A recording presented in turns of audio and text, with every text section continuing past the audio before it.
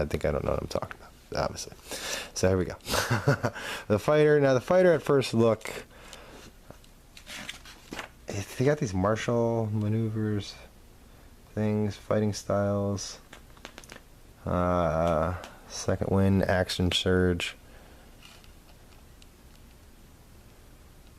I think that's like a healing surge, except you can move more. I didn't see anything about healing surges. I don't think that made it. And then there's archetypes, champion and battle master.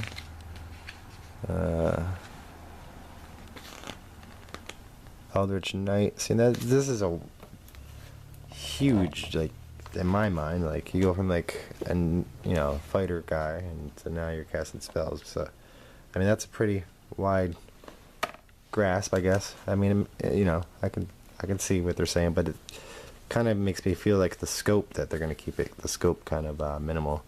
So who knows? Monk. I think they've chosen a new iconic character for Monk. I'm not sure. I guess they might have changed that in 4th edition. I'm not sure. Monks. And again, without really knowing the mechanic, it's hard for me to really judge. I'm seeing most of the same stuff. Monistic traditions looks new to me. I don't know.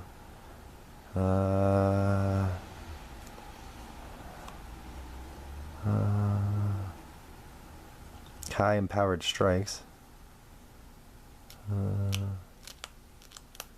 Tongue of the Sun and Moon. There's Diamond Soul there. Timeless Body. Empty Body. Perfect Self. Huh. And I didn't see anything about alignment restrictions. Now, somebody could probably tell me if there is. I was looking at the Paladin. It did mention Evil Paladin. Another thing I can note is that they only went to 20th levels in the Player's Handbook. I believe they went to 30 in 4th edition. I'm not sure.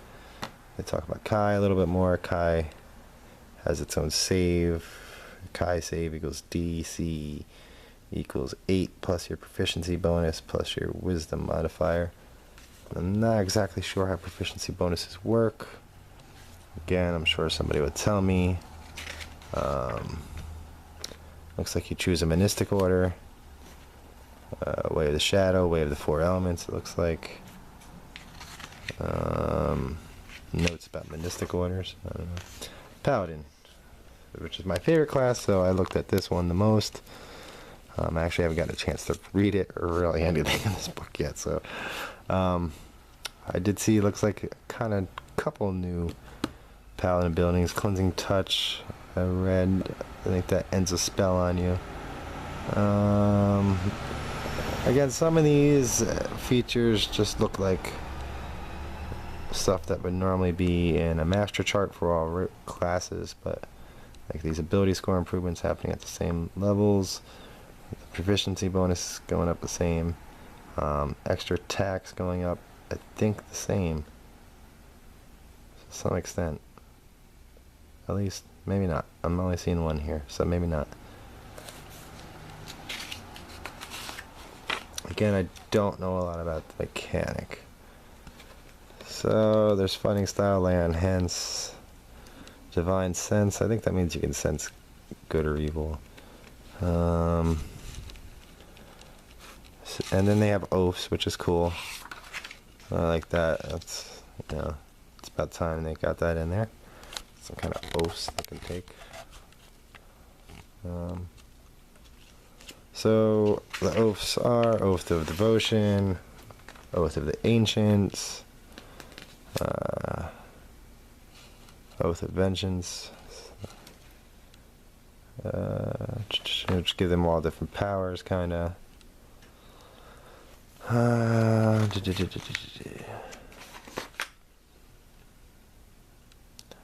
Oath of Vengeance, Rangers. A little bit about Rangers. Didn't really see a whole lot, really all that different. Primal Awareness, I think that might just be worded different. Archetype feature, I don't know what that means. They do mention archetypes, and that's and they just basically look like class variants, but I'm not sure. I'm sure somebody out there took the time to read it and tell me. This is an easy way for me to not have to read the book, but I think I'll read it anyway. I just worry about confusing rules on myself again. They have favorite enemies, natural explorer, fighting style. The dueling one seems new to me. I did notice that they basically weapon finesse became a rule, basically, from what I'm gathering. And that's that there's weapons that have finesse abilities. Hide in plain sight. Land stride. And they can move faster, I think. Through terrain. Ranger archetypes. Archetypes. I don't know why I say archetypes all the time, it's just laziness. Hunter. I think I just like it better too. Beastmaster. I heard Andre say that once, and I agreed, really, because I do it. Rogue.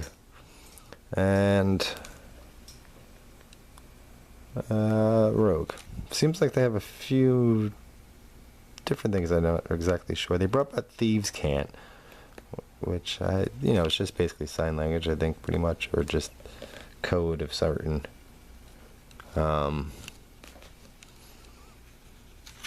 factions of thieves. I'm not sure. Let's see what it does. Thieves Can't. During your rogue training, you learn Thieves Can't, a secret mix of dialect, jargon, and code that allows you to hide messages in seemingly normal conversation. Only another creature that knows Thieves Can't understand such messages. It takes 4 times longer to convey a message than it does to speak the same idea plainly.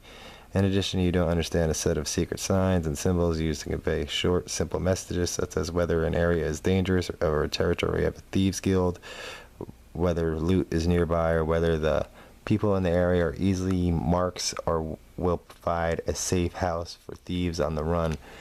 I think it's a cool idea, but it seems just like something like it should be in the setting, really. It should be in the setting. Thieves Can't. Cunning action, I'm not sure what that is. Roguish archetype. Expertise. Reliable talent. Slippery mind. Elusive. Stroke of luck. They're sneak attack. 1d6 at first level. And maxing at 10d6 at 19th level. Looks like it goes up every other level. Alright.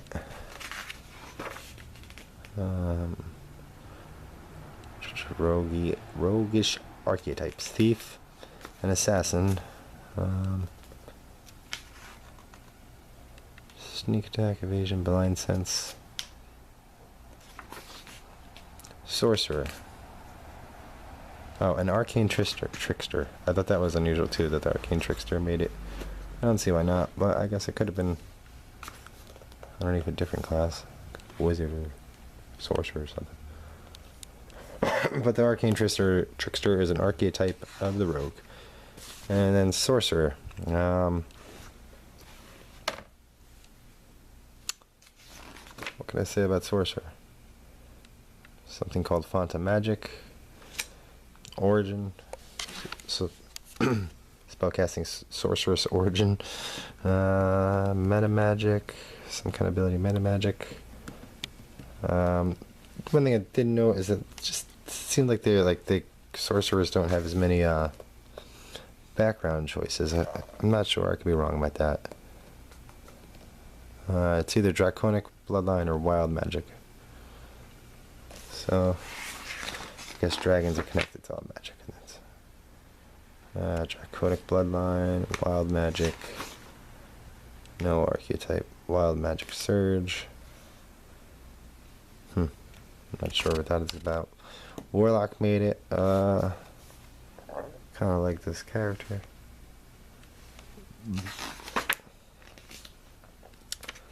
And the Warlock looked a lot different than I had last seen it. I last saw it in 3.5. Otherworldly patron, pact magic, Eldritch Invocation, Pact Boon, Otherworldly Patron feature. Otherworldly Patron feature. Mystic Arcanum 6th level, 11th level.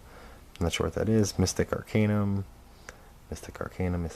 Eldritch Master 20th. So to me it looks like I got a few different things like cantrip, spells known, spell slots, and spell level, invocations known. So that actually kind of looks interesting to me, the Warlock, because I might be able to pull some of this stuff over. Some of this stuff looks like I can pull it over to Pathfinder, providing that the mechanic, at least somewhat, is compatible. Eldritch Invocations. Let's just look at one for example. Thirsting Blade. You can attack with your packed weapon twice instead of once whenever you take an attack again on your turn. Action on your turn. Wizard. And let's see what looked different to me about wizards. Let's just go through their features. It looks like they have a couple less spells than in prior editions. I'm not 100% sure. That's what it looks like initially. Spellcasting, Arcane Recovery, Arcane Tradition, Arcane Tradition, Spell Mastery, Signature Spell. So they have a couple of different SQs. I haven't actually read them. Your spellbook, some notes on your spellbook, Arcane Recovery, Signature Spells, Arcane Traditions. And I think this is all about the schools or specialized wizards. I'm not sure what they're going to call them in this edition. The personality and background seems a little bit more involved with the game. They have some examples of Dwarven script here, Elven script, which again to me seems kind of like setting Pacific, but you know, whatever. Alignment, languages, and I'm not deep speech. That's primordial. Standard languages: Common, Dwarvish, Elvish, Giant, Gnomish, Goblin, Halfling, Orc. Exotic languages: Abyssal, Celestial, Draconic, Deep Speech, Infernal, Primordial, Sylvian, Undercommon, or Sylvan.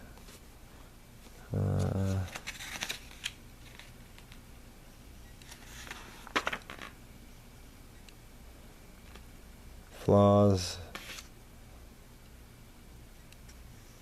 Yeah, you have to choose flaws, I guess.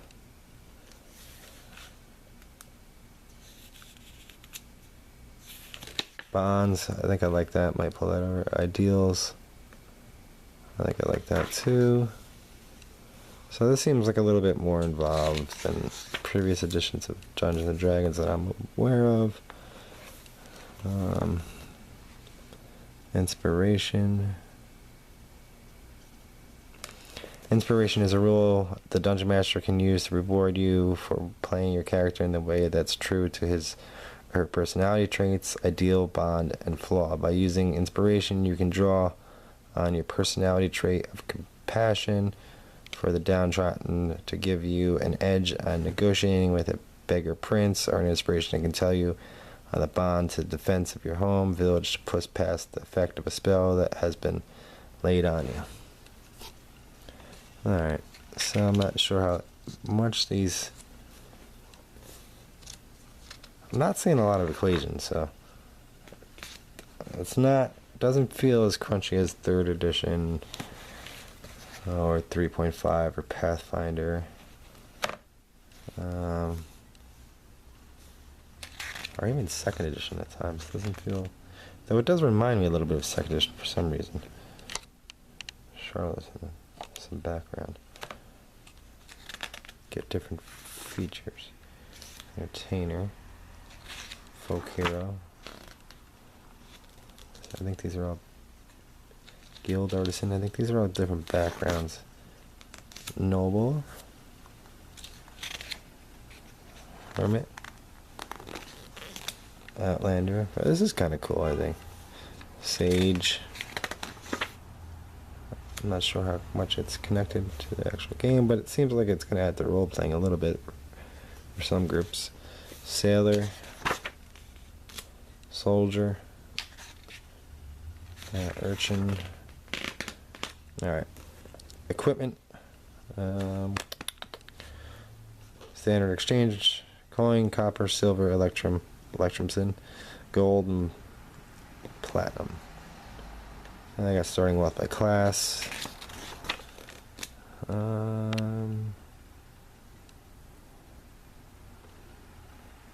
Let's get armor. And basically, I'm just giving the table a quick look. And it looks like they just worded some things differently.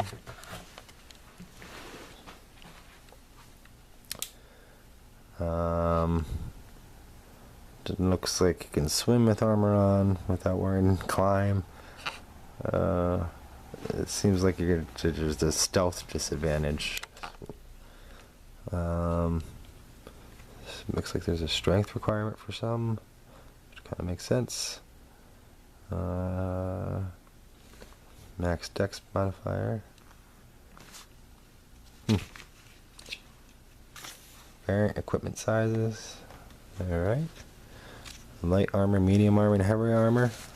There's only one shield listed. And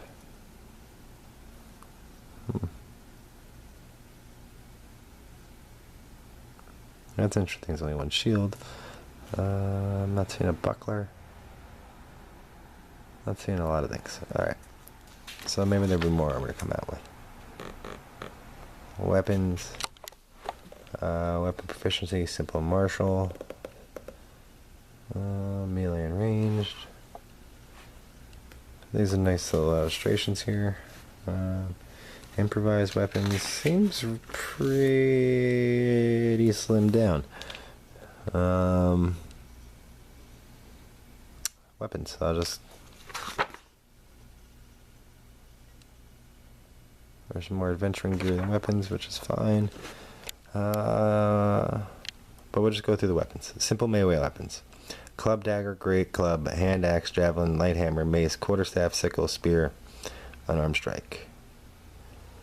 They have different properties, like light, finesse, light, thrown, two-handed for the great club, thrown, versatile. Quarterstaff is getting versatile. Not sure what that means, but so looks like there's different qualities to weapons that dictate a lot more than they did. I've always liked the Conan weapons that the armor does different damage reduction for different normal weapons. And we got an illustration over here, and it looks like a mix of painting, drawing, and computer imagery. Again, looks like the scene carries over to the next page. You can see the Skeldon's getting his head bashed in. That could be a painting, I'm not sure. It looks like computer imagery at first glance to me. Let's see, where are we? Again, there looks like there's bludgeoning, slashing, and piercing. I'm not seeing any dabble ones. It looks like every weapon just has one type, either bludgeoning, piercing, or slashing. And so let's go to long sword, slashing. Let's go to rapier, piercing. Scimitar, slashing, sure. Trident is piercing, warhammer's bludgeoning, sure. Looks like whips have reach again, that's cool. Net thrown, special. Range 5/15, I'm not sure what that means. What are these ranges? Oh, alright, I think I got it. I think normal range for a blowgun is 25 feet and long range is 100? Is that what they're saying? Longest range is 100? Longbow, normal range is 150, and then